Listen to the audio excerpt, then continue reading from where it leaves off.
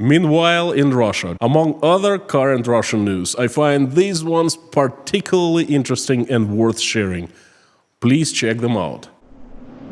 Howdy, friends. My name is Konstantin, and welcome to Inside Russia, where usual Russia is explained by the unusual Russian. Crazy news come out of Russia every single day. I would like to share some of them with you today. But let me start with this.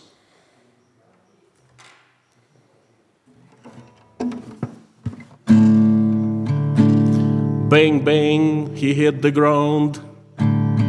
His baby shot him down. This song, please forgive me for that, was dedicated to Yevgeny Prigozhin and his baby, who shot him down. And without further ado, let's jump into crazy Russian news.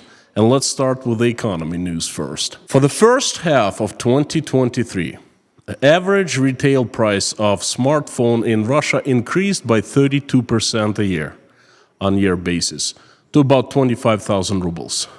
So smartphones are becoming less affordable in Russia? That's okay. Russians don't really need smartphones. Smartphones make you talk to people, share your thoughts, exchange ideas. They give you access to information. You can even install a VPN and read news from abroad, God forbid. So, comrades, ditch your smartphones. They are expensive anyway. Sit back, drink some Russia's finest, Stolichная, watch TV, watch Simonyan, Solovyov, and folks like that. They're gonna lie to you, Who needs this ever-increasing in price smartphones? And we are moving on. A new economic research just came out. More than half of Russians have started saving more and spending less over the past year. Most often, Russians save on large purchases. This was stated by 53.8% of respondents. Other items that they started saving more on are entertainment and travel. That's strange. If you watch Russian TV, every day you would hear that everything in Russia is going according to plan. Russian economy is growing. Yes, they do say that. And Russia now have new almighty powerful partners in Africa. China didn't work out. But hey, they're not important anyway, those Chinese. Africa is new China. And all of a sudden, a research comes out and says that majority of Russian population started spending less. In booming economies, they usually spend more. But those Russians, they're so backwards, In booming times, they spend less. It's really hard to understand them. In Russia, 2 and 2 equals 5. At least that's what Russian government is trying to convince us to believe. And we are moving on. The number of companies registered in Kazakhstan with Russian capital increased by 70% over the last year. This is truth. I've been witnessing the same in Uzbekistan. It's been happening in all post-USSR countries, and that's a real indicator of what's going on with many Russians. They run from Russia, taking their families with them, their money, their skills, their courage. So every single time you hear some Russian official or any Russian say, many Russians have returned home since they left last September. Remember this number, 70%. Russian capital increased by 70% over the last year in Kazakhstan alone. And we are moving on. Russian carmaker Lada has warned about another upcoming price increase for Lada cars. How many times have they increased their prices this year alone already? Very many times. Last year, many politicians spoke of how great it was to have Russian market just for Russian companies and, how Russian manufacturers will flourish competition-free.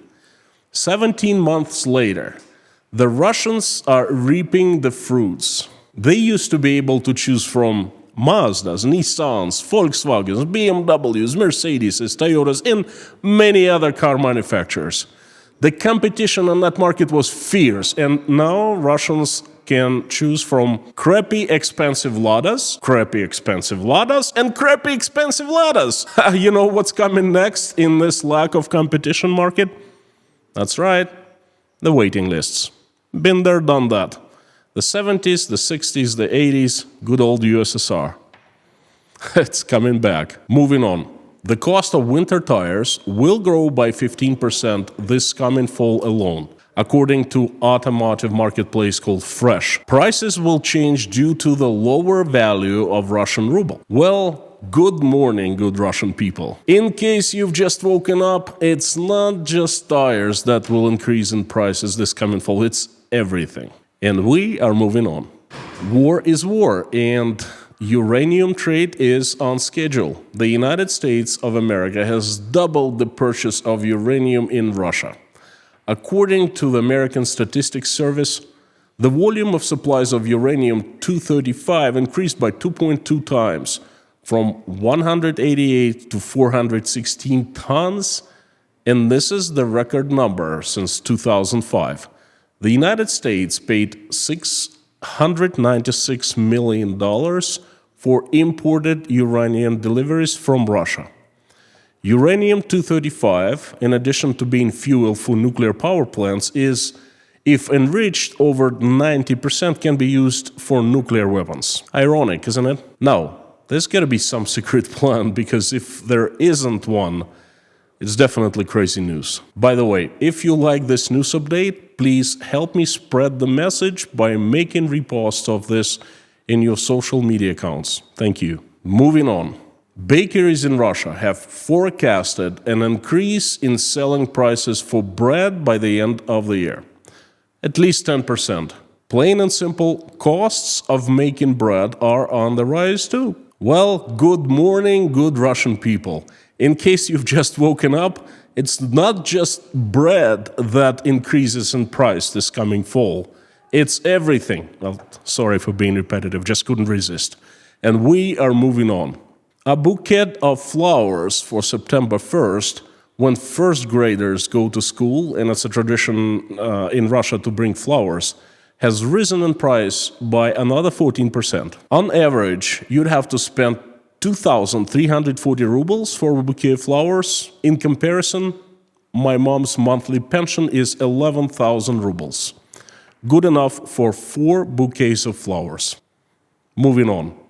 The average consumer bank loan rate of Russia's top 20 banks exceeds 20% for the first time since the beginning of the year. Now, just think this. What if your bank loan have 20% interest rate? Would you take it? And us? We're moving on. Russian ruble may value up against American dollar by 10%, according to Bloomberg analysis. This might happen if Russia's central bank keeps the key interest rate at 12% until the end of the year. And simultaneously, another news came out. The dollar value may drop to 85 rubles by the end of the year, according to Russia's news propaganda agency TASS. Well, the experts interviewed by TASS believe that the current exchange rate does not pose a threat to Russian financial stability, so there is no need to take tough measures to maintain national currency value. I understand where TASS people are coming from, but I fail to understand where Bloomberg analysts are coming from. They can't be serious. I tell you what, I'm willing to make a bet with both TASS and Bloomberg. At the time of the news came out, Russian ruble was trading at the rate of 93 rubles to $1 American dollar. They say ruble will gain 10% in value by the end of the year. I'd say it will lose value at least by 15% by the end of the year. They say it'll be trading at 84, 85. I say it'll be trading at 106, 107 at least, and it's a bet. But enough of economy. Let's talk about real life news, the daily stuff. This particular news is major. This will give you an understanding what kind of future Russia is going to. Moscow City Pedagogical University students are now allowed to write their diploma thesis using artificial intelligence. Students, future school teachers, will be able to use chatbots and other AI to obtain and create data and texts while working on the final exams and theses. I wonder who will receive diplomas then, the students or artificial intelligence. Imagine in the future Russian medical students using artificial intelligence to write their research papers and then becoming doctors, diagnosing people and prescribing them medicine. If it's not crazy news, what crazy news is? Moving on. Russian schools will be engaging students in the labor education. Now, Russian schools are allowed to do that without parents' permission. Nice. You know what? I've been there and I've done that. In the 80s in the USSR, they just made us work. We had no say, and I hated it. I don't want my son to go through this labor education. Thank you, but no thank you. And we are moving on. And the next news is really out there. It's crazy with a mix of sadness. Nizhny Novgorod school children are forced to start new school year wearing military uniforms. According to parents of first graders of school number 172 of Nizhny Novgorod, the uniforms were given to both boys and girls, and now they're forced to go to school in such outfits, and they refuse. In my live streams, I, along with thousands of other people, pray that when you grow up and become adults, you will be better than us. I feel like we are failing you. Please, forgive us. The next news is not that crazy, it's actually normal. Domino's Pizza has officially left Russia. They sold their Russian assets, pennies on dollar, of course, and a new pizza chain will be created in place of Domino's. What will it be called? Putin's Pizza? KGB's Delight? Stoli Pizza? Hey, if you're asking yourself, how can I help this channel? That's easy. The best way you can help me is press that like button, or buy me coffee at buymecoffee.com, or become a patron at patreon.com. The links are down below. Thank you. And we are moving on. Finally, good news for regular Russian folks. Finally. Somehow this news almost went unnoticed everywhere in Russia. You know, it wasn't on TV, wasn't in the papers. It's just, hidden. But I'm changing that. Finally, a real way how country cares about its people. Let's find out. New legislation allows for creating personal foundations in Russia, which are kind of analog of Western trusts. On 31st of July of 2023, federal law number 389 granted considerable tax preferences to personal foundations and their beneficiaries. A personal foundation is a non-profit organization that manages the property transferred to it by a citizen. You can have a deposit, any property, including real estate, shares in LLCs, money, property rights, etc. Anything you can transfer to such a foundation. The minimum amount of investments in the foundation to be created is what? 100 million rubles? Significant tax preferences. The personal foundation ensures the confidentiality of assets, ownership, since information about the founders and moreover about the beneficiaries is hidden from the third parties, as well as protection from creditors. After 5 years, the foundation completely ceases to be responsible for founders' debts. On one hand, it's fantastic stuff. I want to do that. I want to use that. I want to set up a personal foundation, but the minimum amount of investments into this foundation is 100 million rubles? 100 million rubles, $1 million. So this foundation is only for rich Putin's friends. It protects them, but not the Russian people. You know, I think it'd be crazy to think otherwise. And we are moving on. Oh, dust into our eyes. That's the news. Baikal kaput. That's what I heard today. Baikal Microelectronics planned to build domestic supercomputers and homegrown CPUs. Hundreds of billions of Russian taxpayers' rubles were spent on research and development. There was so much news about over the years, oh, we can do that. Russia is mighty microelectronic processor producer. We are great again, and all of that has turned out to be dust into our eyes. Baikal Microelectronics has declared bankruptcy, just like that. Turned out it depended on parts supplied by TSMC and ARM from Taiwan. There isn't much news coverage about that in Russia now. Usual. And we are moving on. This news I couldn't resist sharing with you. A member of Russia's election committee, his last name was Shutov, went to the elections in Zimbabwe, Africa, and upon coming back said that it was a useful experience for the good of Russian Federation. A month before the elections in Zimbabwe, one opposition activist was killed, the second was abducted, and the president signed an order mandating prosecution of critics of the government.